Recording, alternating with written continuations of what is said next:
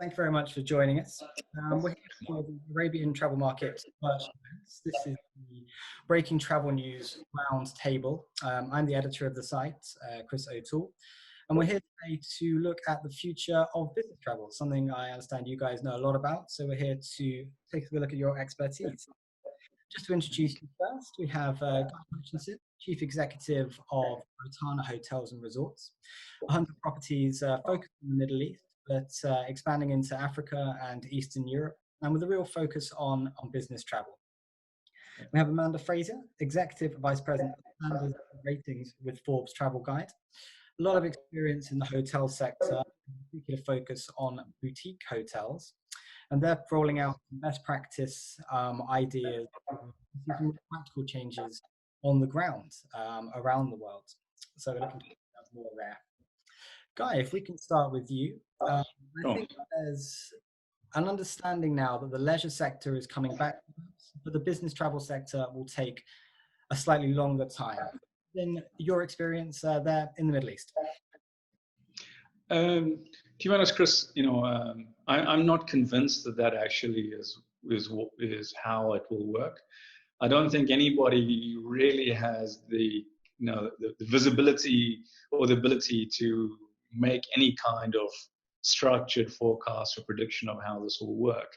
I think the only thing that I'm relatively certain of is that once trust and confidence is back or starts to build from a travel perspective, I think business travel and leisure travel will start and will start to grow simultaneously. I think the last segment to come back will certainly be MICE, meetings, events, anything where there are gatherings or groups of people traveling. I think that's going to be a while before we see that.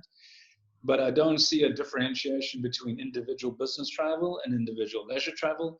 I think once safety and trust and confidence is starting to be restored in travel, I think you'll see both sectors move.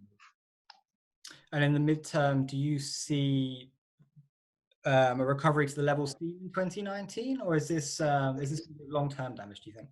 Or is that impossible to say? No, I don't think anything is going to be fast, to be honest, Chris. And I think it's going to happen over an extended period of time.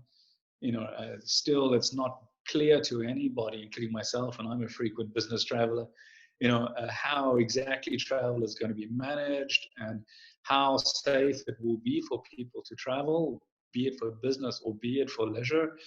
And I think until those structures and systems are clearly established, people are going to be reluctant to travel. And then once they start, the trust, the confidence, the feedback and the ability to travel and to feedback experience from travel, that's going to take time.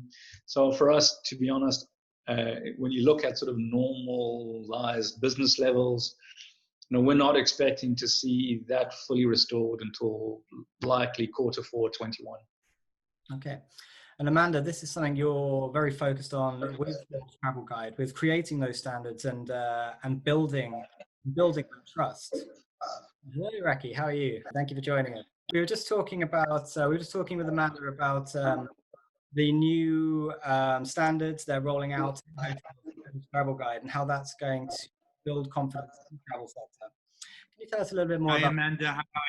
Morning, Raki. How are you? So perhaps tell us a little bit about that. Thanks, Chris. Sorry, you cut out then. Did you turn it over to me? Yes, please. Yeah.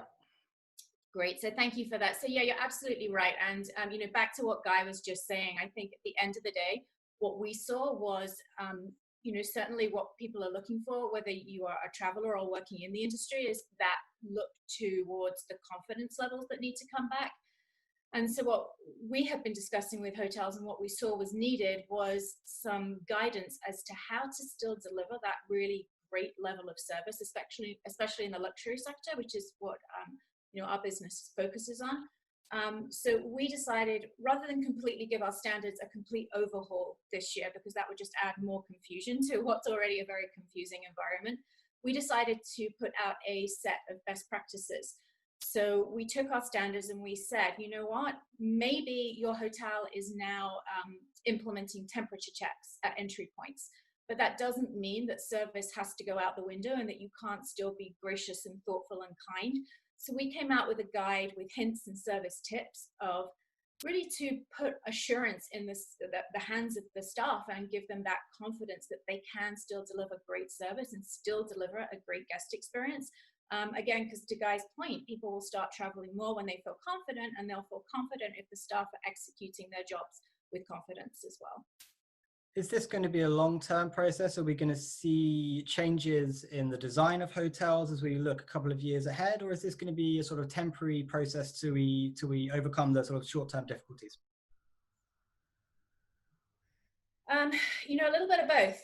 Right now, our standards and best practices are evolving. We change our standards anyway to keep up with what's happening just generally in the hospitality industry. But our best practices document is definitely a living, breathing document that will update at least once a quarter, and we'll be monitoring that.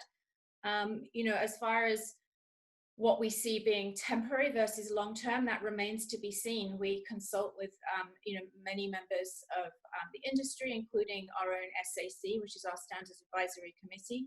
But it's a little too early to predict what changes might be here to stay and what may be more temporary. Chris, if I can add to that, to be honest, we're being very cautious to consider any permanent design changes. Hotels are built for 25 or 30 years, and there are other factors which are actually more influential in changing design, and particularly the dynamics in some of the markets where we're operating. Fingers crossed, 12 months from now, we'll be in a position where a lot of temporary measures can be removed and people can go back to a more normal way of existing and get back into hospitality and restaurants and travel. So in terms of investing capital now to make permanent changes to structures, to hotels, or designing a new hotel for how we're operating today, that's definitely something that we're not embarking on, we're not recommending. In the short term, yes, there's some layouts which are revised, furniture layouts are revised, public spaces are reorganized in terms of social distancing requirements. But I think based on what we know today, to make physical, structural, capital-driven changes to buildings which will be in place for 30, 40 years, that's not something that we're looking at. Raki, is it fair to say you're taking the first steps in rebuilding that confidence there in Ras Al Khaimah? You've launched an accreditation scheme for hotels, and you're trying to rebuild that market confidence. Where are we with that? Yeah, so obviously people have started to come out of quarantine. There's some traveling that's happening. There's a lot of restrictions that have started to be eased in the UAE. And Ras Al Khaimah has always been the number one option for staycations in the UAE. So we definitely knew that as things start to open up, the fact that we're a nature emirate, we've got sprawling resorts. I mean, Guy knows one of their hotels, the Cove Rotana, has just a beautiful beachfront, lots of spaces. So for us, we wanted to make sure that we prepare the hotels and that the customers and the employees are both safe. So in April, we launched the Stay Safe RAC Hotel certification, and it's really working with our public services department, doing a full sterilization program.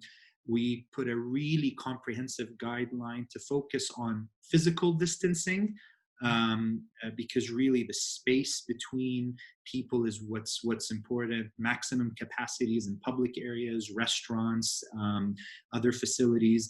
We have dedicated exits and entrances to mitigate contact as much as possible. Hotel colleagues have been trained on really strict hygiene procedures, and every single employee is going through a COVID test, which is funded by us in Ras Al Khaimah Tourism. And then we further amplified it by doing our partnership with Bureau Veritas. They're a globally recognized entity for inspection and certification, because none of us are experts in this. We're experts in taking care of customers. We're experts in smiling and greeting and being affectionate and being, friendly. And this is something that's brand new. So it was best to get really the experts behind it.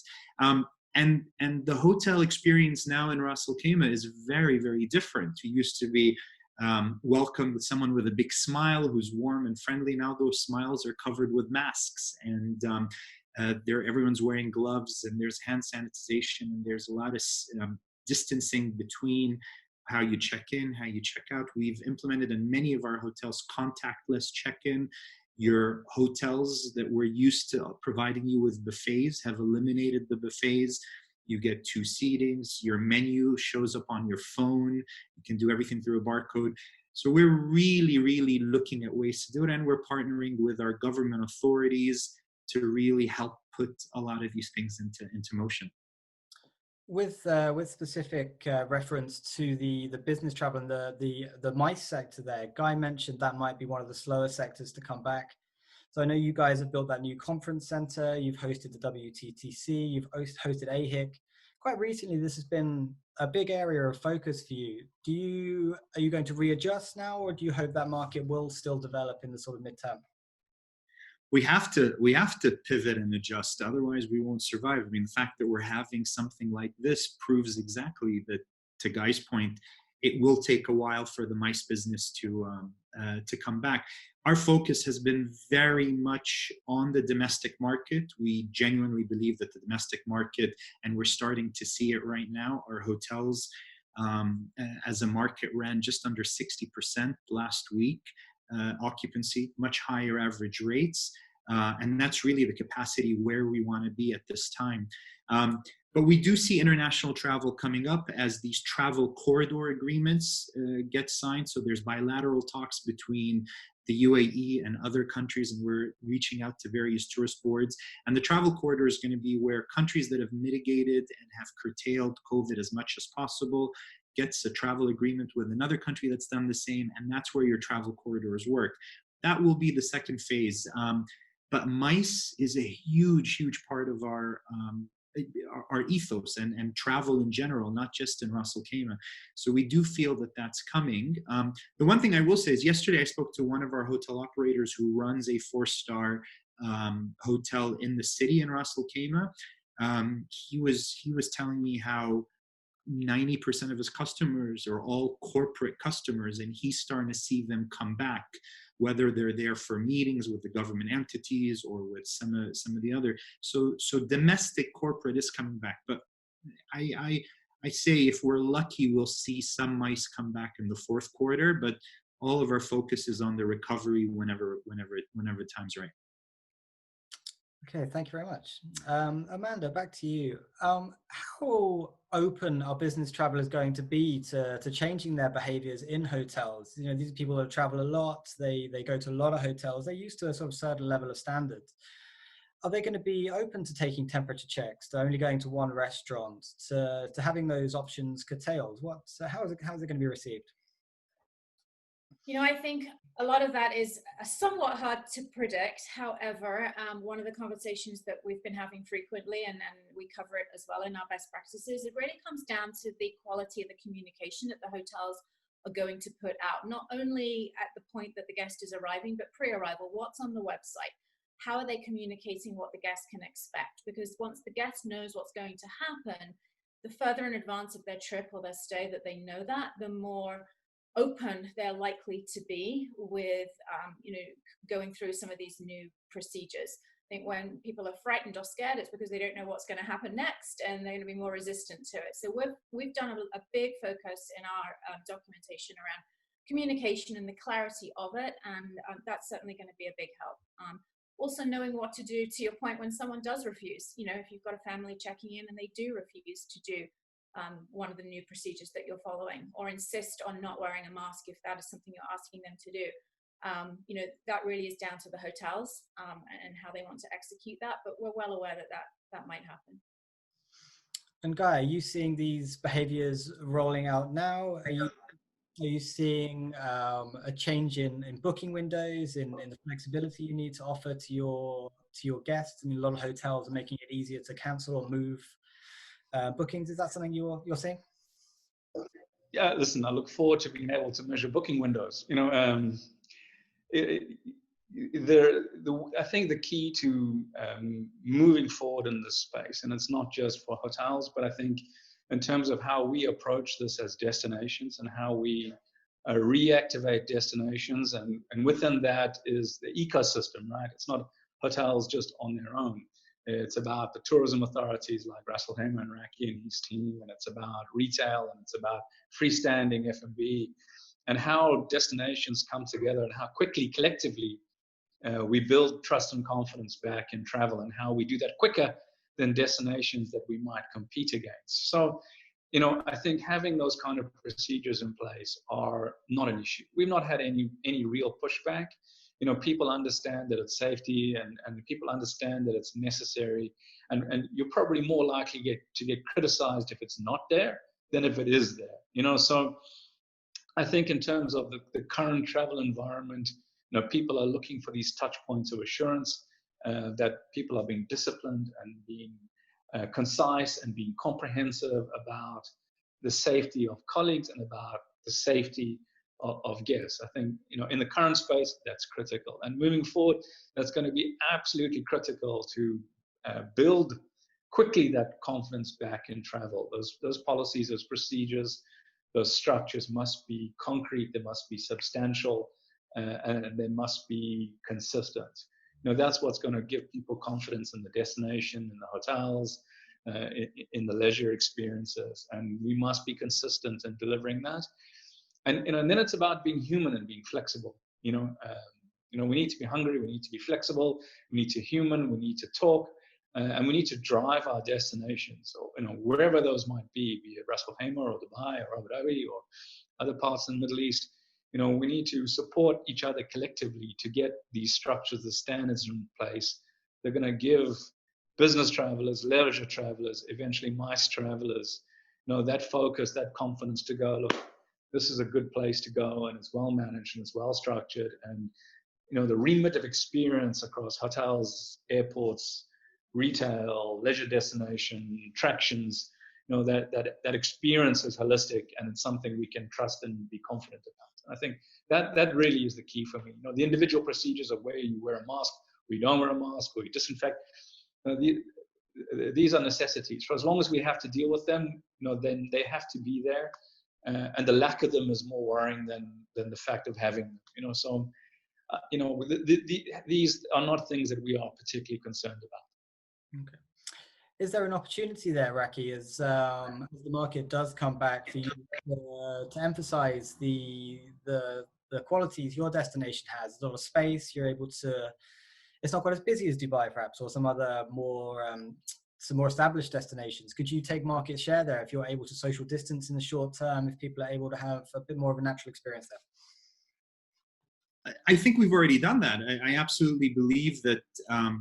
A developing destination like Ras Al Khaimah, which is known for its nature, which is known for its open spaces, I think we benefit during times like this right at the beginning. But at the end of the day, the whole tourism industry will come back when we all unanimously can come back, when people can travel to all of the destinations. Ras Al Khaimah is a great complement to a destination like Dubai, and we've worked very, very well. 60% of our customers come from the international markets and 40% are domestic. And if the airports aren't open, that's a big chunk of our clients that are not enjoying our hotels. Of course, we can survive on the domestic business for a very short term, but in the long term, it's the whole stratosphere of what tourism drives, making sure that the restaurants are open, making sure that the attractions, making sure Emirates and Etihad and all the airlines and Fly Dubai, the low-cost carriers and the charter flights, it is such a complex ecosystem that drives it. And that's the beauty of when it's sort of like when you're doing revenue management for a hotel, you have your base business and then you build it with a little bit of MICE and corporate and seasonality and FIT rates. It's the same with building a destination. You've got some drive, you've got some international. So yes, short term we benefit, but long term, unless the international travel markets open up, we all struggle as an emirate and as a country. I mean, to the UAE, being an oil-rich nation, being a country that's well with a very high GDP, tourism makes up almost 12% of the country's GDP. We have over 750,000 employees that work in the sector. if hotels don't have the liquidity to keep those employees, if a lot of people are getting laid off, all of that has such a negative impact on it. So we need everyone to benefit for us to do great. Okay, very interesting. And just perhaps the final topic, the role of technology. I know everyone's always very excited about the opportunities from a very practical level, robots moving luggage around hotels and things that are always on the horizon, but have not quite come as quickly as possible. Amanda, do you see this as an opportunity to really invent some processes within the hotels over the next year or two? Yeah, possibly. I think at the end of the day, though, what the guests are looking for, and the staff as well, is that human connection. That's what people are missing right now. That's what's going to bring people back to the hotel. So, a robot is great. It definitely, if you're, requesting something to your room, could meet an efficiency standard, but you are going to miss that human interaction and that intuition and the smile in someone's eyes. You can't get that from a robot. So I think it's a little bit of both. I think choices are important, especially in the luxury space. So why not? We've seen it work before, but as a total complete takeover, probably not. So you're in agreement with Guy that changes might be short term. Hopefully we'll return to something like normal or something close to what we had before in the sort of midterm. Yeah. I would say so. Yeah, absolutely. Yeah. Chris, we're all promoting a contactless guest experience, which is sort of, the anti-hospitality concept. So, I'm most excited about the time we get to be able to completely abandon a contactless guest experience and go back to delivering a contact-driven guest experience. Okay. I couldn't agree more with Guy and with Amanda. I mean, we didn't get into the hospitality business to social distance. It's not in our DNA. It's not in our SOPs. I mean, I enjoy going on vacation to switch off my phone and to connect with people and have great service. And the only thing I'll say from an industry perspective, I always remember the days when airlines pre 9/11, you could meet someone at the gate when they came out of the plane. Things were very, very different. And what happened after 9/11 just changed the travel industry to the worse. From an experience perspective, I don't know about safety. I'm sure there was a lot of great measures, but it was a simple thing to prevent terrorists from taking over a plane, put locks on a pilot's door. And what happened, and that would have been the simple, logical solution.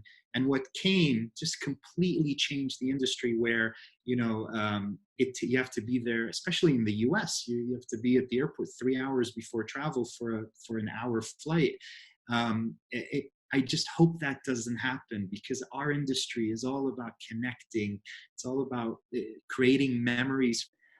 I think a lot of what we were hearing there is the hodgepodge of regulations that came in at different times. I think unity will be a very important topic here to make sure everyone's on the same page moving ahead. Really appreciate your time today, guys.